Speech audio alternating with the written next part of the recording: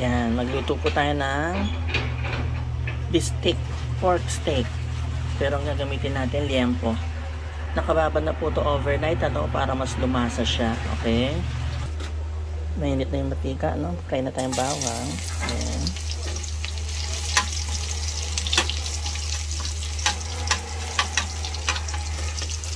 Bango.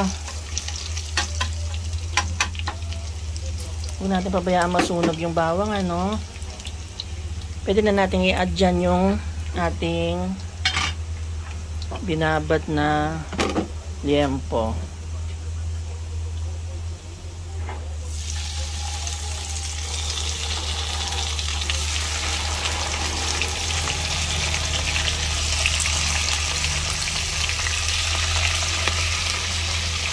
Yan.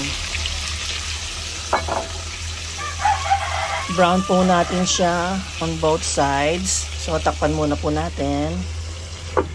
Okay, tingnan po natin. Yan. Baligtarin po natin, no?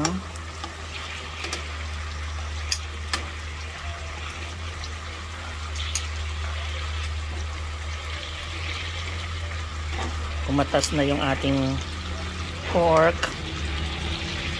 Yan.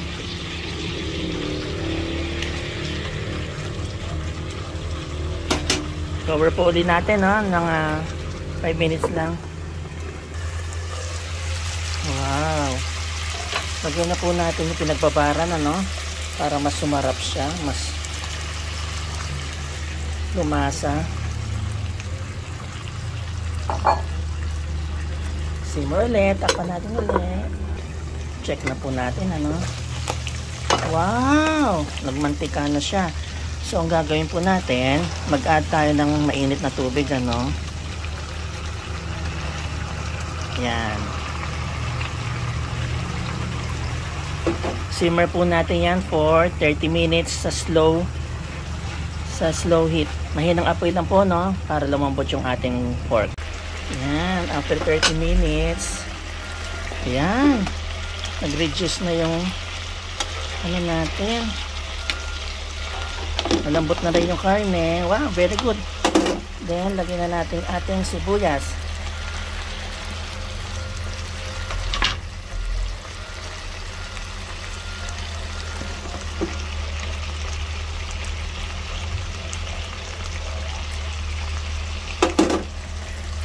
Simmer lang po ulit ng 1 minute.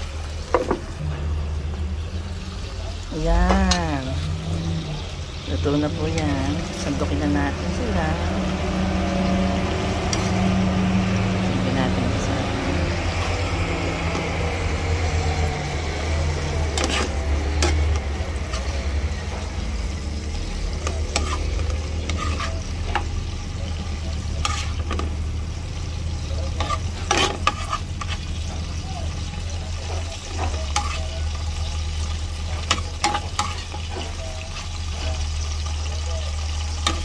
Sarap. Ang sarap po.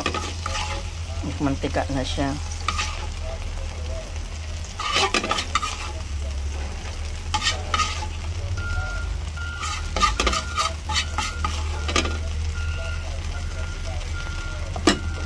Ayan na po ang ating bistek na liempo.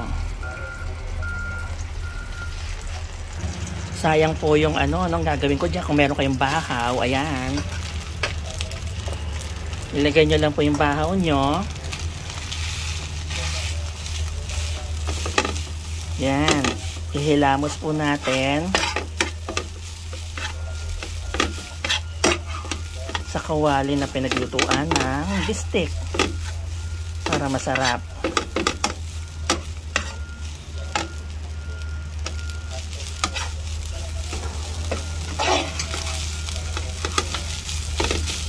Para ma-absorb ng kanin yung lasa ng bistek. Ayan.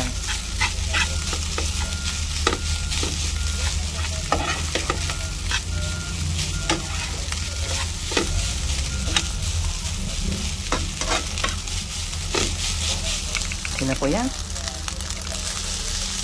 Pwede na tayong kumain. Enjoy lang.